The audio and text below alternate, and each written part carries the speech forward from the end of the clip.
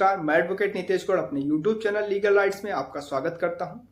दोस्तों, हिंदू लॉ का एक बहुत ही पॉपुलर कॉन्सेप्ट रहा है कि अगर पिता पर कोई कर्ज है तो उस कर्ज को चुकाने के लिए उनके बेटों का दायित्व माना जाता था।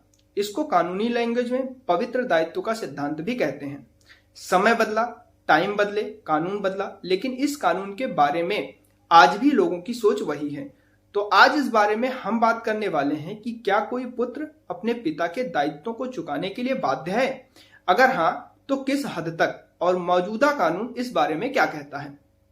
वीडियो शुरू करने से पहले अगर आप हमारे चैनल पर नए हैं और अभी तक हमारे चैनल को सब्सक्राइब नहीं किया है तो नीचे दिए गए सब्सक्राइब बटन पर क्लिक करके चैनल को सब्सक्राइब जरूर कर लें और साथ ही बेल आइकन भी जरूर दबा लें ताकि कानून से जुड़ी हुई हर महत्वपूर्ण जानकारी आपको सबसे पहले मिल सके। कानूनी स्थिति पर बात करने से पहले यह जान लें कि समाज में आपसी विश्वास और व्यवस्था बनी रहे, इसके लिए हिंदू धर्म ग्रंथों में, कुरान और बाइबल में कॉमनली कर्ज ना चुकाने को गलत माना गया।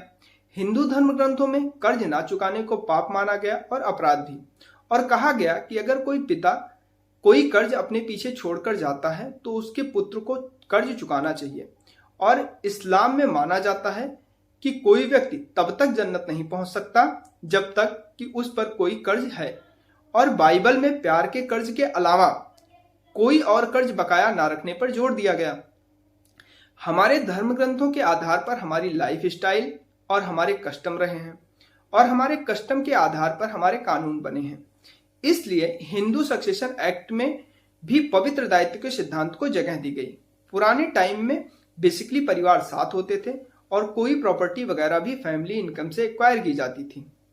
इसलिए व्यवस्था भी होती थी कि प्रॉपर्टी में सबका शेयर है तो लायबिलिटी में भी सबका शेयर होगा।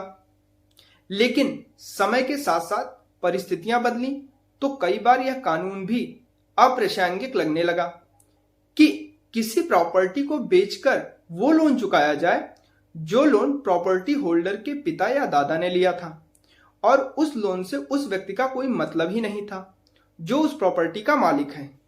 तो जब हिंदू सक्सेशन एक्ट में 2005 में अमेंडमेंट किया गया तो इस पवित्र दायित्व के सिद्धांत को हटा दिया गया और हिंदू सक्सेशन एक्ट के सेक्शन 6 में यह जोड़ा गया कि कोर्ट किसी भी पुत्र, पौत्र या प्रपौत्र के खिलाफ उसके पिता, दादा या परदादा के लोन की वसूली के लिए केवल इस आधार पर मान्यता नहीं देगा कि हिंदू लॉ में यह पवित्र बाध्यता है कि पिता का या दादा का लोन पुत्र या पौत्र चुकाएगा। मतलब कि हिंदू लॉ से पवित्र दायित्व के सिद्धांत को 2005 के अमेंडमेंट से हटा दिया गया।